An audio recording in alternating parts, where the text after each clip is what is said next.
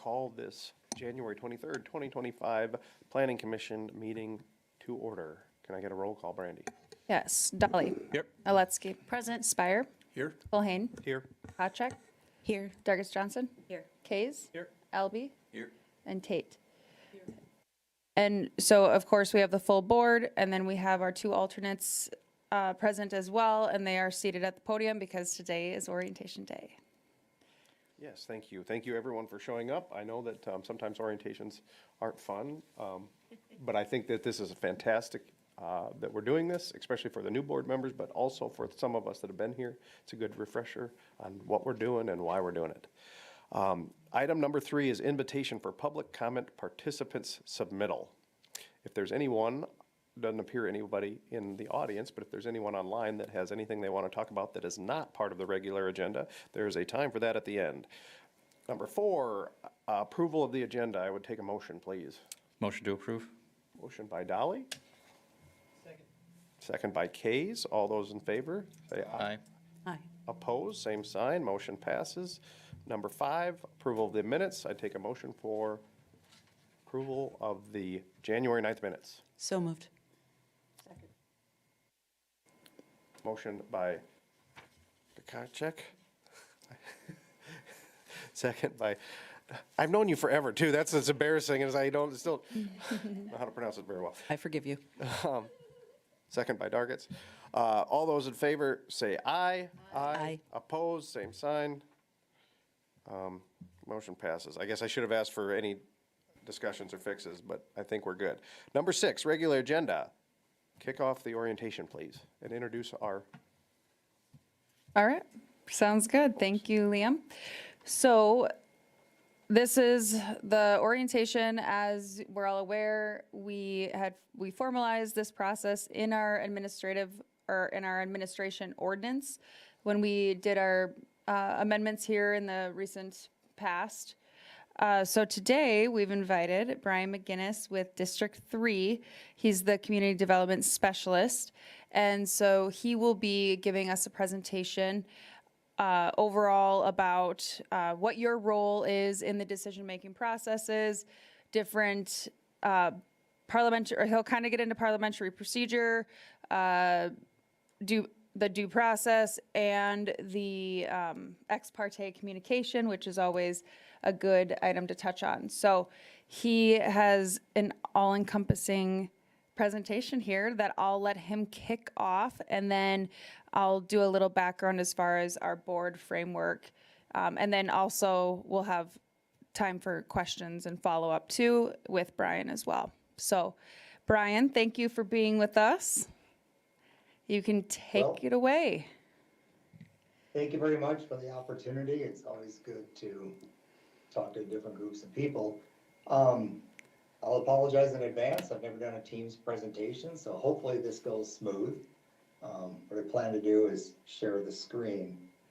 This would be just finished my 31st year at District 3. I've been working in planning and zoning actually at other places for almost 35 years.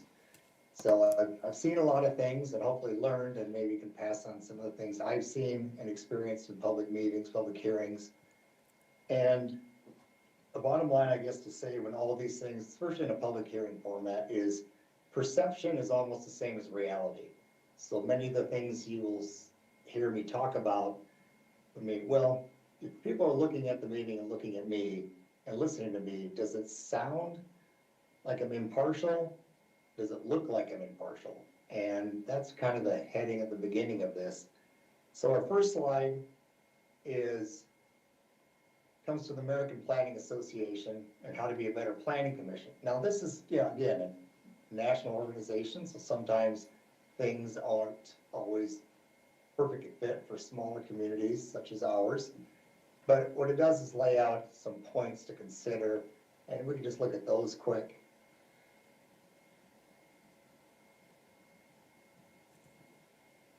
Didn't know they were flying, sorry. Let's get through these here.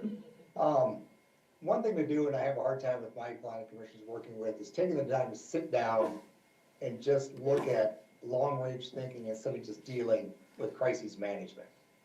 It's very good to sit down and look towards the future and think of a long-range planning.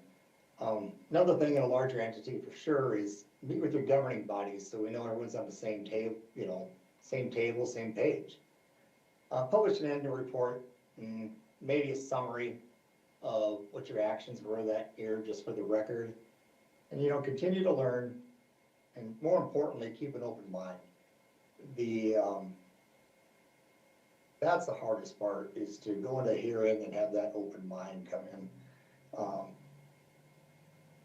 The next thing is, don't be afraid to meet with the zoning administrator, Randy or Carla. Also, before the meeting, please look at your agenda and review the materials. It's very frustrating when I was a staff member to come to a meeting and you hear the envelopes open out under the table. So that's one thing I'm like, we prepared this, please take the time to look at it if possible. And I know Luke, out of First District, I believe, has spoken with you on rules of procedure and parliamentary procedure and so forth. I am not going to dwell on that. I'm going to really look at more at the public hearing, set a good solid format, and then work through that at every one of your meetings so that it's comes second nature if you have a controversial issue. Here's a couple of things I've come across over the years. I borrowed this, and some of this dates back to late 1990s, and it still remains very applicable today.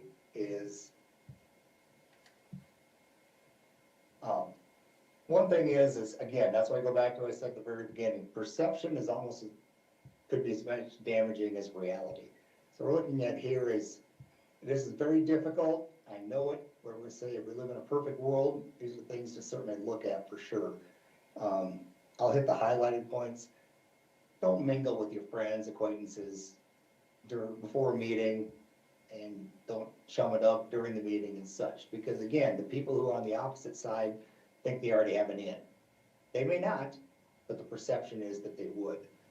We'll talk about this some more. Don't discuss the case privately, and we'll talk about that more in that ex parte discussion.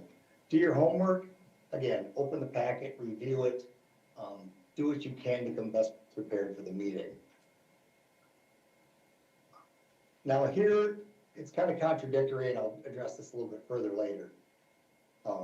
Sometimes you're going to see where it says indicate how you're going to vote. I say you don't indicate by word or action how you intend to vote at the vote. But you should do it, and I should be able to sit in the audience and know how you're going to vote based on your discussion between either before the vote or between the motion and the actual vote. And most importantly, don't fail to disqualify yourself if you feel that there's going to be a conflict, or again, potentially the perception of conflict. And you're fortunate that you do have, I understand, two alternates, for your hearings. So that's good. So you have that option to step aside. And when you do step aside and disqualify yourself, at a minimum, please go sit in the audience. If not, just remove yourself from the room so that people aren't looking at you or you seem to have an influence in those situations. Rotate the seating, not so much. I do highly suggest, and I don't know what happens day to day because I'm not in Watertown, so I'll throw these things out there, and maybe you do them, maybe you don't, and you can at least consider it. I always rotate the voting order so it's not the same people at the end making the final decision. Scatter that on every roll call or every vote if possible. That's where I look at it and try to keep it impartial that way. Going ahead. Brian, do you care if I know your last point was there, don't interrupt a presentation? But do you mind if I ask a clarifying question? No, please, ask questions as you come through. I like it pretty informal, and like this whole media is new to me, so. So when you had your point, if you can go back to, but the point about not indicating how you were going to vote. Now for variances, you should make, or it's required that you state your findings when you're making a motion. So just keep that in mind at the time that you're making the motion. Now, obviously, during the discussion, as Brian stated, that will be, it will become apparent most likely to the audience of which way you are going towards. But when you make your actual, if you actually make the motion, which you're going to make that up front, and then you're going to have discussion, but then you would put your findings in within that if you're whichever way you're voting for a variance. Brian? Yes. Liam Culhane speaking, and maybe this is a question that you and Todd and Brandy and I can all hash out. I'm always procedurally wondering, do we make the motion and the second, and then take the second, and then have discussion, and then proceed to voting, or do we have discussion and then vote? Or excuse me, and then make the motion, because I sit on the county joint planning commission, and we do it backwards there, and I kind of like doing the motion. And I know a little bit about Roberts, and I'm not an expert, but my understanding is that we don't want to end up in an issue where, like, there's no motion, right? Yeah, mostly, and hi Brian, how are you? Good. So, Brian and I have known each other for about 30 years, so, and we usually do this presentation lots of times together at the South Dakota Planners Conference. But, yeah, from the one way I think where Luke and I have evolved is that in order to get something on the table, we take the motion at the very beginning before we jump into the public hearing, before we get into the presentation of staff report. That's just, in our minds, the proper way. You can't take information if you don't have something on the table. So that's why I think where Luke and the county handles it that way. I don't think there's a right or wrong way of doing it. It's just whatever, as Brian has said at the very beginning, find your routine, find the way that it makes comfortable so you do it the same every time. And Brian, you can chime in. Right, I think you have a handout too in front of you about how I'd like to see a whole public hearing ran.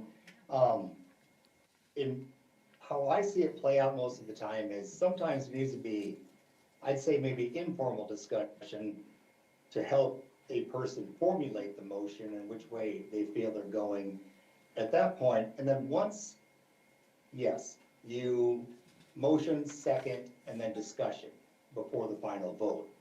And that's where I say at that point, based on your discussion and your points you're making, an educated or not so educated person should be able to tell, well, they're going yes, they're going no, and so forth. And, see if it plays out that way. So I would say informal discussion to formulate the motion, and definitely more formal discussion between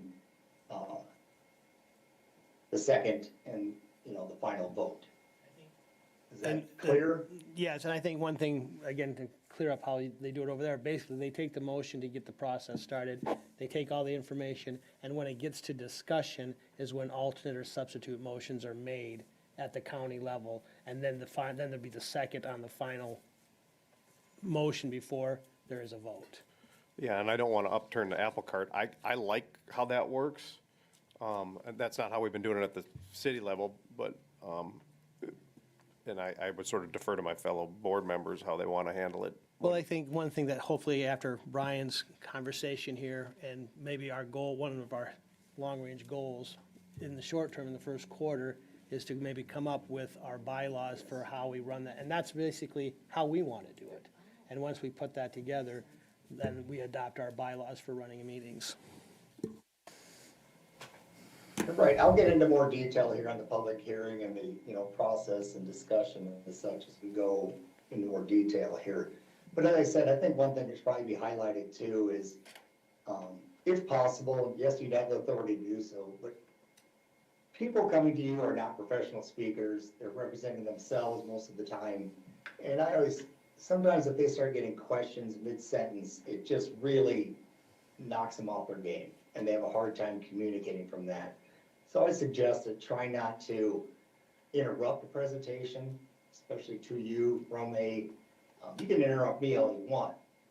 But someone coming to you for a variance and such, to help them stay on their game and then hear their true perspective and then follow up with questions is something I really like to see on that format. Let's see here. Okay, I'm sure you have very standards and such, which you go through at your public hearing, and we'll get into more. But a couple things here is, I'll lay this out, and again, in the handout is, you cannot let people cross-examine each other across the room. I mean, everything needs to come to you through the board and work that way. Here's one, again, perception and reality. If you use first names, does that person have an in? And then some of these you can read as you go along here.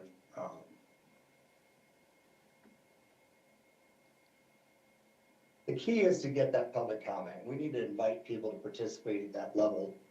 And, you know, for or against, we'll lay out and how I see that playing out in a public hearing, but certainly encourage them to come forward and get their comments, because that's why we're there at a public hearing. Again, in format reasons and record keeping, and possibly if you're recording, I do really request people to, number one, sign up to speak, two, come to the podium, come to the microphone, whatever it may be, introduce themselves and their address. Because reality, if they're from Watertown, South Dakota versus Sioux Falls, I'm pretty much gonna bet that you're gonna give the person from Watertown more bearing. So let's just get it up front, where they're from, who they're representing before they speak. Brian, Yes, so we have never required that people state their addresses. Some people just do. And honestly, I've found that kind of odd. Like for their own confidentiality. I don't know. If you're willing to stand up and to say who you are, you should, and depending on sometimes, I know where Brian's coming from, depending on where you live, I will tell you this, I've been involved in many public hearings that I might have somebody who comes in who's just railing against some proposal, and they don't even live in the state or the county. And I'm gonna probably take, maybe I shouldn't, but if I was sitting as a Board of Adjustment person, I would be probably taking their conversation maybe a little bit less with a grain of salt than I would somebody that's actually, because if, let's say, the 6 neighbors are all, we're okay with this, and somebody, because if they have a hidden agenda, they come in. So I'd like to know where people are from, and, you know, when they're talking, but that's just me. And we can always ask if we want, I know, but sometimes it makes it look like we're picking on them if you ask them from a board perspective, as opposed to having them offer that at the beginning. you know, you can keep it as informal as possible. It's just good to know who you're hearing from, and are they truly representing your constituency, or are they just promoting an agenda from outside the community? You know, if anything, resident, non-resident, I don't know how you want to do it. Yeah, confidentiality, but let's face it, if I Google Randy Hampton, it's scary what you'll know about someone, where they live, and their phone number's right out there. No, I have not done that for the record, but, you know. Sure. I remember explaining to some people in Stanley County, west of Pierre, that you can look up their name and get, you know, directions right to their house. This was 20 years ago. They flat out called me a liar until I showed them, and then they were furious that someone could drive up to their house just by Googling their name. So, yeah, I understand where you're coming from with that concern. And really, it's what you feel is best for your community to get the true representation. Other thing we see is public hearings sometimes is someone will jump forward on the commission and, you know, try to be the hero, or throw the applicant a bone because you feel sorry for them. Well, it is an unfortunate circumstance sometimes people end up in, but really you need to be impartial and really look at the facts and not try to save the day for them. Here I say do give reason for your decisions, and I'll touch on that a little bit more. What I'm probably going to frown upon, and I don't really think should happen, is, as I said, through the public hearing process, I should know where you're going to go, which way you're leaning. What I don't like to say is, when it comes to the vote, someone goes on a 5-minute discussion on why they're voting the way they are. You're really calling attention to yourself versus the other board members, and sometimes that's not in your best interest to do so. Again, those facts, those things should be stated within the discussion, not when you're going to vote. I think a vote should be simply yay or nay and move to the next person. Again, I'm not sure your format there, but if there's a staff recommendation, certainly consider that. And part of your discussion, open discussion there, they put the work in to get you a report, certainly look at it and discuss it. Really after that, here's another pitfall I see a lot in public hearings. If you're not an engineer, or you're not gonna put your stamp on what you're saying, don't try to be an engineer, don't try to be IT, don't try to be a contractor. It's, those questions should be provided by the applicant or their support staff, however it would be, or their people, for lack of a better phrase. You're sitting there as a planning commissioner, board of adjustment, not as your professional position. And that's why I see sometimes a group of people start redesigning a project when they really have no expertise to do that.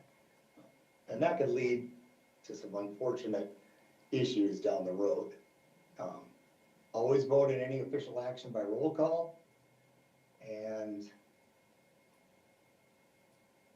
here's what I say, I have those when it's, contentious issues, I'm not sure what you have across your paths. I have boards that say, okay, we're just gonna defer the vote to the next meeting so no one shows up. No, I believe you're there to make the hard decisions, whether it's controversial or not, make the decision. Now, if you're not comfortable with that, what I say is, you need to state a reason why you're doing that. So if you've asked questions and the applicant's unable to answer those, then certainly, continue the case or take it under advisement till the next meeting. But if it's just simply you don't want to make a decision in front of 150 people, well, unfortunately, that's part of the job. You have to do that. And Brian, wouldn't you agree that if you delay a decision or defer a decision to a future date, you're going to talk about it a little bit later, but you have so much more potential for ex parte contacts and other things that could end up biting you in court if you end up going that way? I agree. And it opens yourself up for that. But that's why I say there should be a really good reason, a factual reason why you continue a case. And flat out, I tell boards, if you don't want to decide today in front of these people, then you better ask some really good questions that they're unable to answer. And then certainly take it or continue it down later. Now, Brandy mentioned, and she asked that I certainly focus on ex parte communication. I haven't taken the Latin formally, but basically ex parte, by or for one party. Meaning, there's usually three parties, certainly in court, in any discussion, there's two sides. And if you as an individual talk to one side and not the other, that is communication ex parte, without all parties. Easier to say, and I like to keep things simple, is no one-on-one contacts. Okay, now, Watertown, Yankton are quote-unquote big cities, but even then, we still go to church, we go to coffee, we go to the store. People are going to find you. So I say no one-on-one contacts, and you say, I'm just a member of the board. We vote as a board, make decisions as a board, but, thank you. But if you have concerns, please come to the meeting or hearing, and we'll discuss it then. Again, sounds good, not reality. Reality to me is you're going to get cornered, people are going to ask you questions, and you just can't avoid it.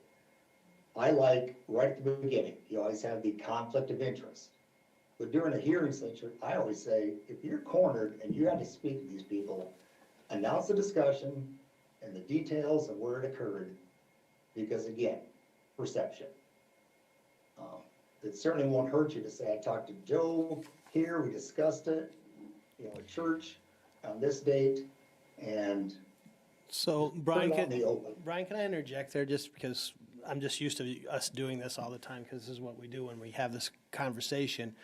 We need to make a distinction though between contacts when I'm acting as a planning commissioner versus contacts when I'm acting as a board of adjustment person, because the planning commission, I'm only making legislative acts which are recommendations to another body that's going to be acting things. So if somebody wants to rezone a piece of property, or somebody wants to, looking at an ordinance amendment, and they call you at home and they want to tell you, I still think, yes, you can disclose that, but it's not really, your vote to recommend to another body is not a binding decision. Now, on the flip side, if somebody needs a variance or conditional use permit and they call you on the phone, you know, my standard is I'll talk about you and your wife, I'll talk about you and your girlfriend, I'll talk about you, your girlfriend and your wife, whatever. But we're not gonna talk about this issue that's before. And so there is a distinction between planning commission actions and taking in comment versus Board of Adjustment actions. But also, isn't, it's kind of rule of thumb is that if those discussions take place, if somebody has an idea to have, like, that they can have those discussions as long as an application is not made. The goal is if you have to have them, disclose them. And I think that's what case law is going to tell you as well. No, and yes, this, you know, we can throw out the fancy phrase quasi judicial. Basically, if it's a legislative act, you're amending and working on the ordinance, yes, that's not technically, but if it's an administrative act, variances, conditional uses, something that's created by your zoning ordinance, then definitely that's where ex parte certainly takes Run away. a front row. And then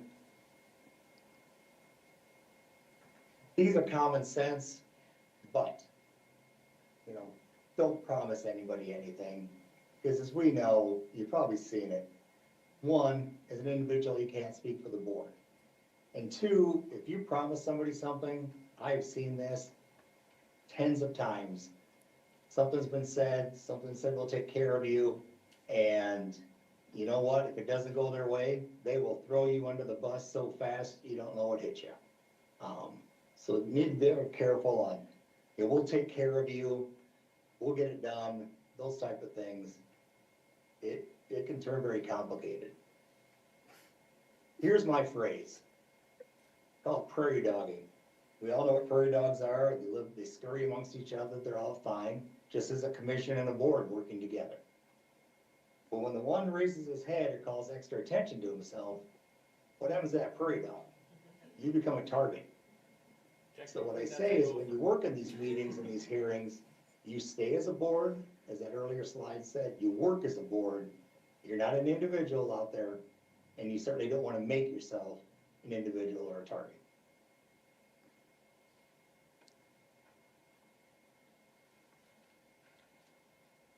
So here you have a handout, which is basically kind of detailed what I see a public hearing coming through.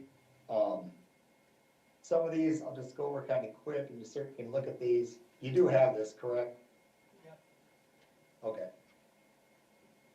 You know, call your meeting to order, explain what it is, so everyone knows exactly what the discussion points are going to be. You know, introduce everybody's there. You know, I write this generically, it says county, but we can certainly easily put city in there. As a resident or someone in the audience, I want to know who the parties are. You know, who's this guy from your planning district? Who's this person? Who's this attorney? What are your people's names? So that I know everyone that's in the game, and I can definitely react to that much better. You know, review the procedure. Is this a public meeting? Is this a public hearing? What's the difference? So people know when you switch hats, go between hearing and meeting. Public comment expectations, you know, this is what I said earlier. Don't cross-examine, don't make personal, you know, attacks. You can certainly read that as their own. One thing I've gone to doing too now is at a public hearing, you know, everyone has the right to speak. Now, can that be limited? Yes, it can. Should the chair just set a limit, which happens quite often? I'd say, in my opinion, it's better to get a sign-up sheet, see what's there. If you have 20 people that want to sign up and you want to keep this to a 30-minute hearing, do the math, and as a board or commission, you set by action how long everyone should have to speak. That means your chairperson isn't the bad person all the time, and you agree, based on the number of those who want to speak, how much time you should allow them.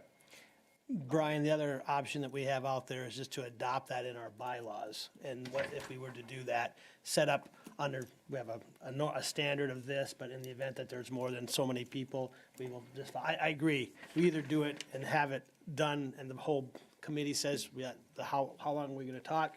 we look at the crowd, y'all get 2, yep, okay, or we just have a bylaw for that. Either way, works good. Yeah, and I like, the opportunity to at least be flexible based on the situation. You have 2 people want to speak versus, you know, we've had hearings where 40, 50 people want to speak. Well, you want to give them 2 minutes versus the other people, you can maybe give them 10 minutes. Brian, So- what's your opinion on if I'm an attorney and I'm representing 10 people, do I get 20 minutes to speak because his clients each get 2 minutes? Or do you usually recommend condensing that down and giving them maybe a little bit more than everybody else, but not as much as the 4 or 5 people that he's representing combined?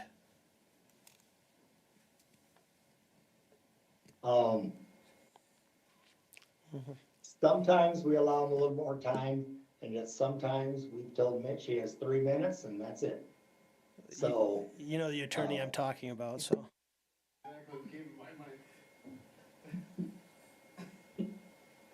so it's really, go ahead, I'm sorry. No, it's, I think they're same as, that goes in, I say here, don't give other people your time but don't repeat yourselves either. It's up to the board, if they want to, you know, let the attorney or spokesperson, but I still think we're a rural state, and I don't like paid mouthpieces, whether it be at a hearing or anything else. I would want to hear from the actual residents themselves and their concerns, and I think it carries more weight. But if you do want to give the attorneys, you know, 15 minutes each, and then follow up with shorter personal comments, you can certainly look at that too. And that's why I like the flexibility of having it meeting by meeting and situation by situation there. The key to everything is a clear distinction between the public meeting, where I have the right to sit there and listen, and a public hearing, where I have the right to sit there, listen, and speak. So when you open the public hearing, that opens the time for people to speak. And what I see a lot of times is people meeting, introduce, open the public hearing, and then they fail to close the public hearing and move into their discussion. That, I think, is critical because you need a start and stop time when people have the right to speak. That way you have better control of the meeting, and the only time they speak is if you have questions during the discussion for individual participants. You know, once the hearing is closed, I'm on, you know, number 7 here. This is where I say, you know, I referenced it earlier, openly discuss the comments, concerns, and facts once the hearing's been closed. What Brandy mentioned, findings of fact, this is where you turn to your ordinance. Your ordinance is your, you know, coat of armor of what you work with. And that is the book to follow. And you're looking at the process, you're looking at the regulations, and go through that. And then if you're not, you know, if you're not sure, ask the applicant or whoever they stated for clarifications. And go through that process. You know, you can also go through, you know, clarify at that point that all the advertisements were done, timing was perfect, when was it published, and so forth, so that we know, establish for the record that all proper notice has been given. Then it gets into, you know, base decisions on facts. Not what people thought, not what people think, but basically, if they present a fact and looking at your ordinance, that's how you need to base your decisions. And then the hardest part of all this is maintaining that balance between public good and private interest. I always say you're there for the community and not sole interest decisions. And that is very difficult at times and really takes a strong will to see that what's better for the community when you have a room full of people who want it to go the other way. And finally, the findings of fact. To me, findings of fact is basically the reasons for your decision. I try to keep it simple for my people that I work with because they're all rural and volunteers. I say, open your book to this section, variances or conditional uses, and you go through each one of those as a board and discuss, do they meet this? Do they exceed this, or don't they meet this criteria? Say for a variance, is there truly a hardship? I want that discussion to be made by the board. whether they feel that's a hardship or not. And going through those points by your ordinance, and when you summarize it, you basically say in your motion is, we feel that the applicant met the requirements of conditional use, section this, items A through H, or whatever it may be. Therefore, I, suggest, I move to approve. Or if they don't meet it, use your ordinance for your protection again. And again, the bottom thing there, and I'll touch this again, is the ordinance is the law. And you have to be very careful practicing discretion. Follow your ordinance, work that way. And then we go to make the motion, get to that point. Someone's threatening to sue you, that's part of the job. And as I say, when you vote, yes or no, going through that process.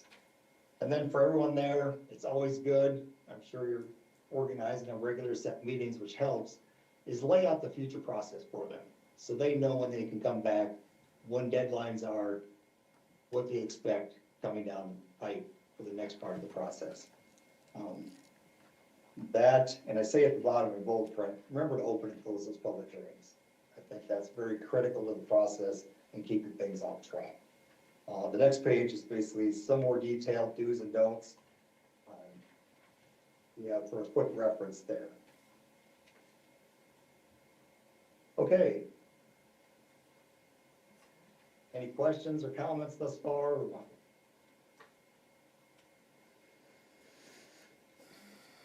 Having none. Okay. Here we go to the slide. And let's skip ahead here to.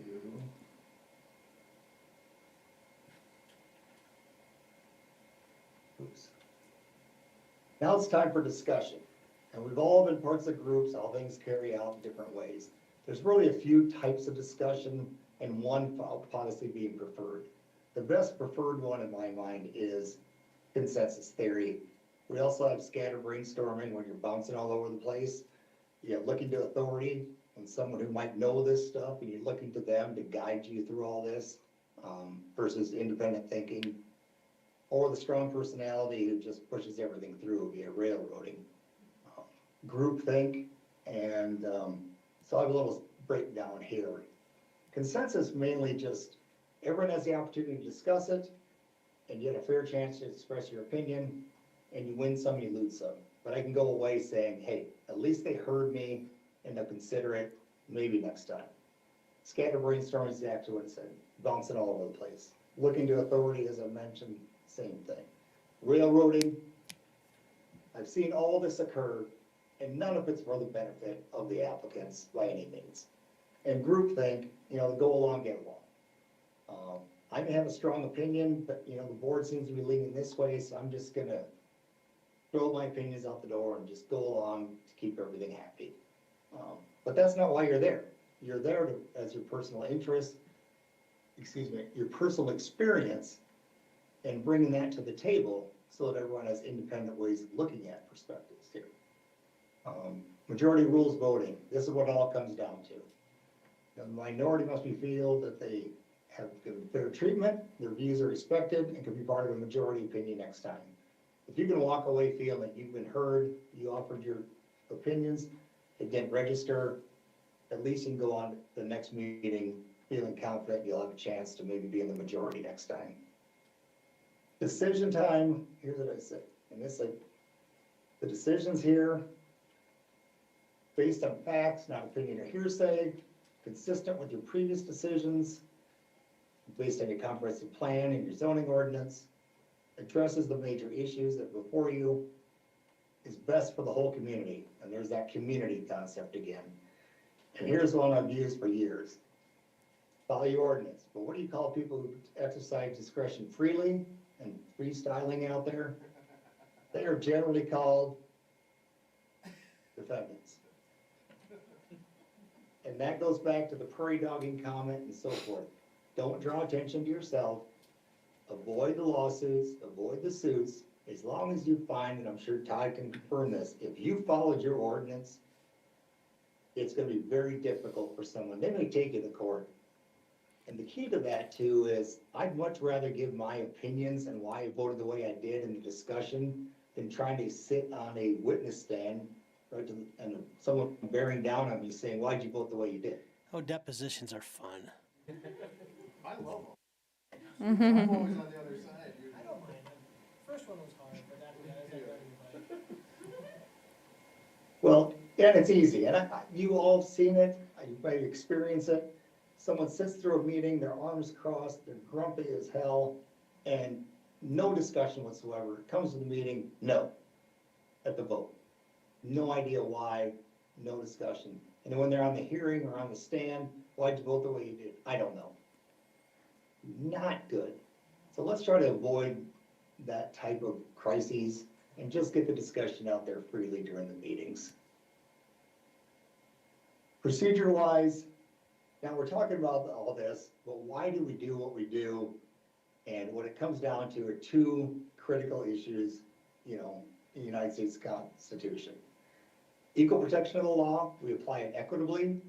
Thus, we do what we've done previously. We look at our ordinance and it's applied across the board, however, who may be before you. And due process of law, that's your notice, your hearing, findings of fact, conflict of interest, and prompt decisions. Those are what we're striving for. You violate either one of these, you could be in a whole nother jurisdiction like federal court for violation of civil rights. That's why we do what we do.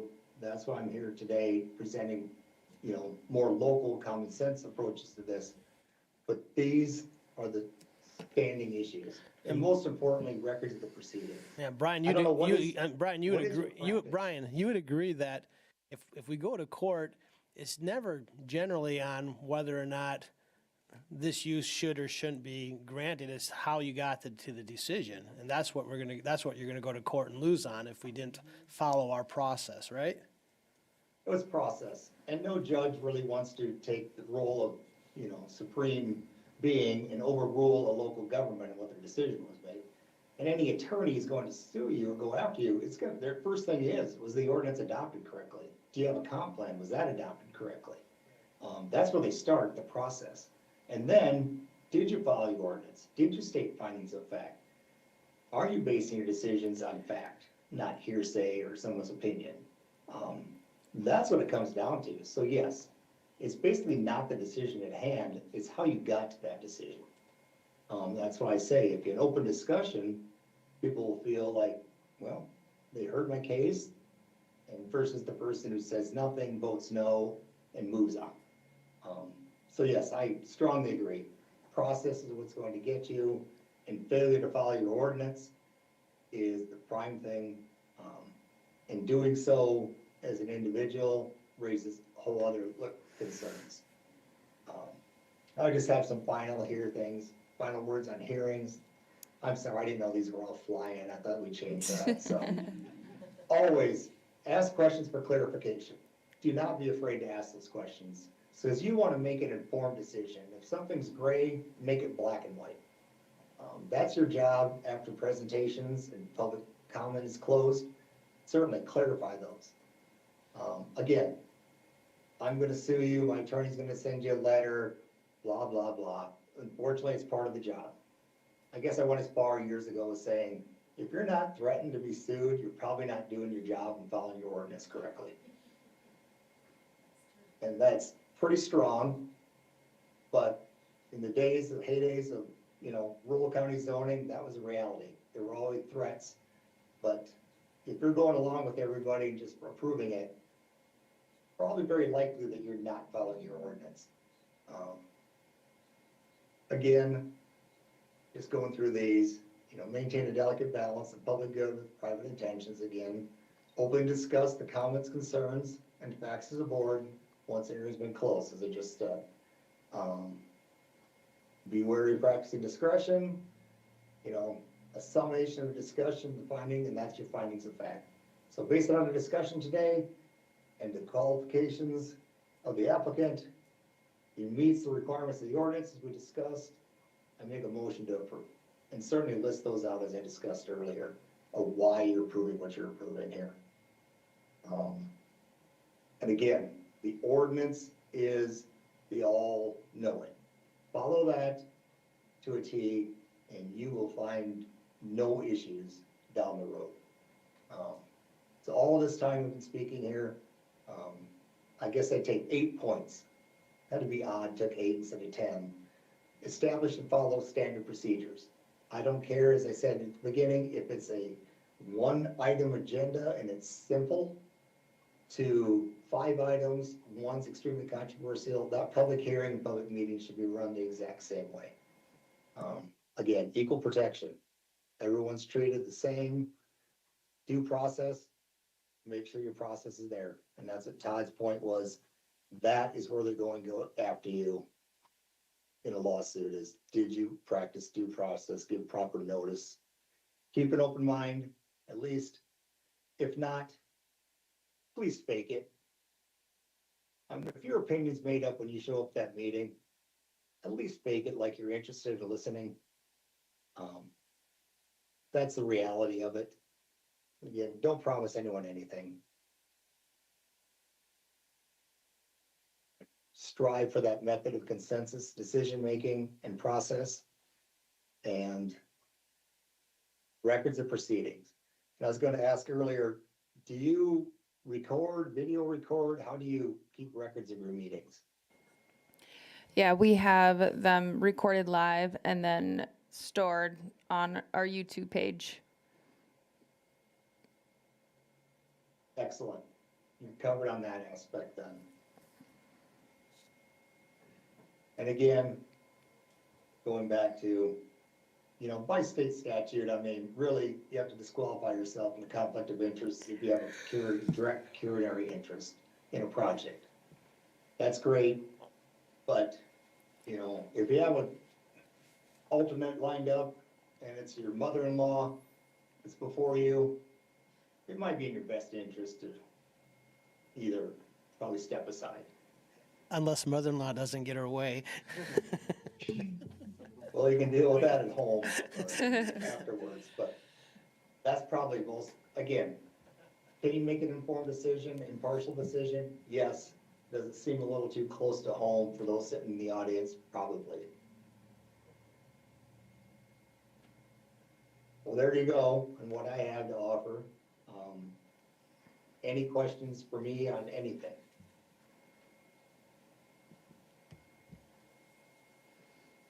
How about I preface this? If there are any questions, I feel like I failed.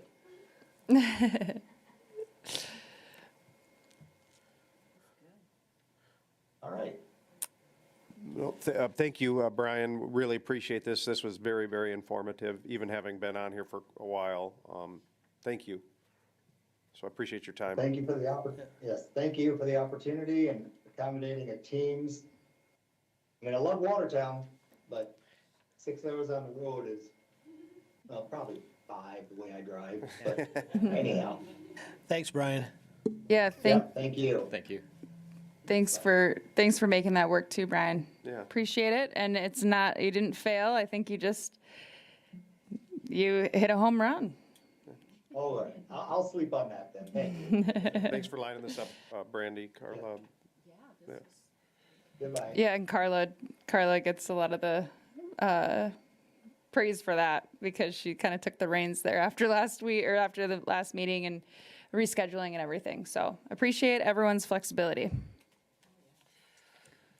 And attendance. Appreciate everyone being here for this. Number 7 on the agenda, moving on, I think we're ready.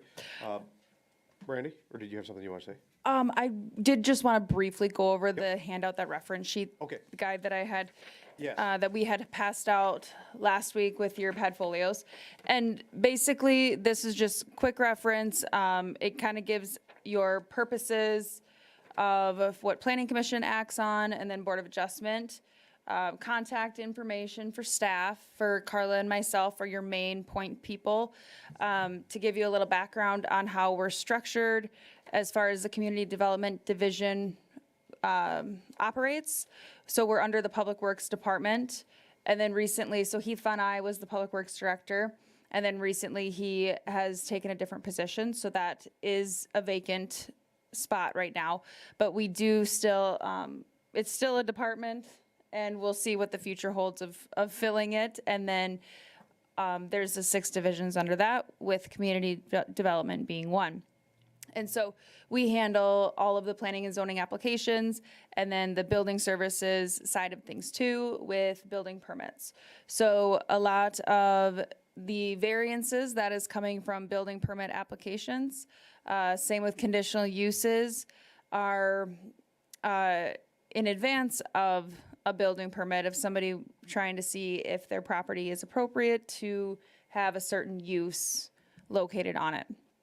And then the planning and zoning aspect of applications that you'll see will be plats, rezones, annexations and zonings, vacations, concept plans, and that sort of thing, business. So I have on the back sheet there too, and then on every agenda, we do have the voting requirements and whatnot, so, but you can just quick reference. And then the front with the QR codes, these are just, these are applicable resources that if you're ever interested or want to do some independent reading or studying, some of these things obviously will make reference to anything that is applicable to a certain application in the staff report that we put on the agenda. So you don't ever have to go digging for things, but if there's ever anything that you have interest in and looking into further, the comprehensive, and like Brian had mentioned, is that the comprehensive land use plan is kind of the guidebook for all planning operations within the city, and it's required by state statute to have an adopted comprehensive land use plan. So that's kind of a steering document that we try to make reference to in the background information that we provide on the staff reports.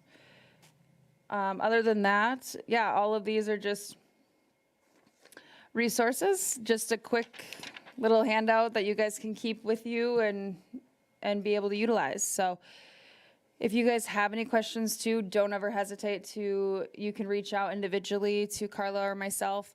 Obviously, when we send emails to the board all together, we don't do reply alls just for open meeting laws and whatnot. So we appreciate that.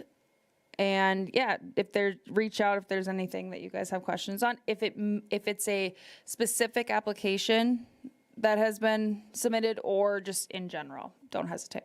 So the other thing that I wanted to touch on too, just with Brian's presentation, Chairman Culhane, how would you like us to address each other? Because we've always been more informal. I guess the first name thing doesn't bother me, but I would I'd probably defer to the more senior. I think in my opinion, I think it's probably more appropriate when you're talking the applicant or anybody. Yes, who has to talk. Mr. I think Mr. and Mrs.. To be more cordial. Yes. In that arrangement. You know, we know I'm going to look at you every day and I'm not going to say Ms. Hanton or community development. Oh gosh, because yeah, that's a mouthful. I don't chair for me, I suppose. I don't need, You know, I guess it's really, depends on your level of formality. yeah, And in the end, it's the chair that runs the meeting. yes. So, Well, I will, Mayor, what has your experience been? As you all know, I try to run a pretty formal city council meeting, but that's also in part because of how I want the councilmen to talk to each other. Personally, I think it would be okay if you guys wanted to refer to each other in the first name, but I would strongly advise that anyone who is sitting here addressing you, Yes. address you with the full formality, and insist and us upon to them, that. and us to Yeah. them as well. That's the one thing that I would think is extremely important. How you talk about each other, as long as it's respectful, I think it's okay. Thank you, Mayor. I appreciate that input. And one other thing I wanted to add too, because we have been more informal with the board, is addressing the chair before speaking so that we can get order. And even with myself, we need to have better respect for the chair and letting him run the meeting. So yeah, just, raising your hand, and if you've seen it done in the council meeting, then Liam can can address when you're able to speak, so that we're not just everyone trying to get their input in and getting interrupted and whatnot, so. Thank you, Brandy. Brandy, could you just remind me, I know we had just met a couple days ago and it was a meeting there on the CL. I know we talked about what the timeline was going to be. I just can't remember what it was. It must be my dementia setting in. So we're gonna have one more, and Carla can speak to this too. Am I supposed to hold you out of order until we get to old business? I know, No, I'm just sorry. I wasn't sure if that was a test. Were you testing me? that's what I was like, well, if Liam decides we can talk about that. Just kidding. Is there anything else you want to address regarding the orientation, Brandy?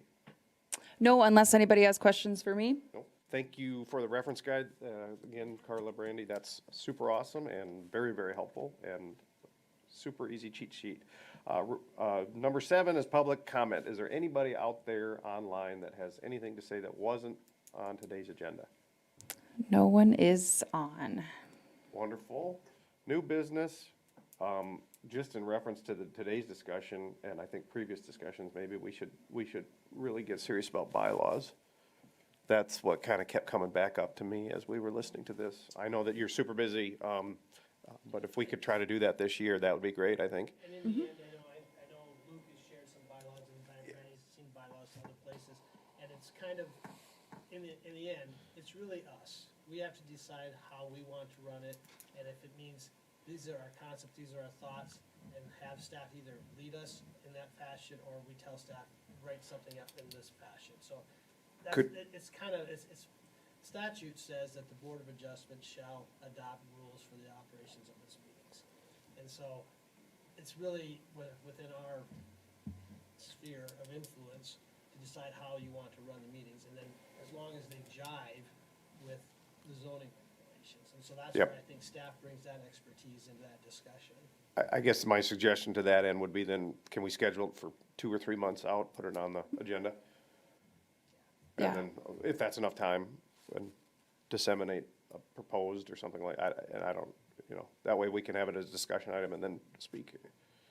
Yeah, and honestly, this is a good time for that because we just wrapped up all the ordinance amendments that went to council. So, yeah, we'll get on that. Cool, old business, Todd. Chair, before you move go on, ahead, sorry. Chair. Just for clarification, as a new member here, am I to understand that there are no bylaws in place at this time? No. That's correct? Correct. Okay. You are thank correct. Thank you. So right now, we just go off of what we have in ordinance as far as our functions and then how, like, what's required. But hopefully we'll have some shortly. But Sure, good. there's some real expired ones. Old business, To address the CL comment that Todd had, so they're gonna have one more meeting as a subcommittee, and then we'll move forward with bringing it to Planning Commission for action as an ordinance amendment, right? Yes. So the two kind of suggested timelines, depending on if the committee feels it's warranted to have another joint discussion prior to bringing anything forward, it'd be go to Plan Commission. If it goes to Plan Commission on the 20th would be the earliest meeting it would be able to go to. Then its first reading would be at council would be the 3rd, second reading the 7th, and then adopted by April 11th.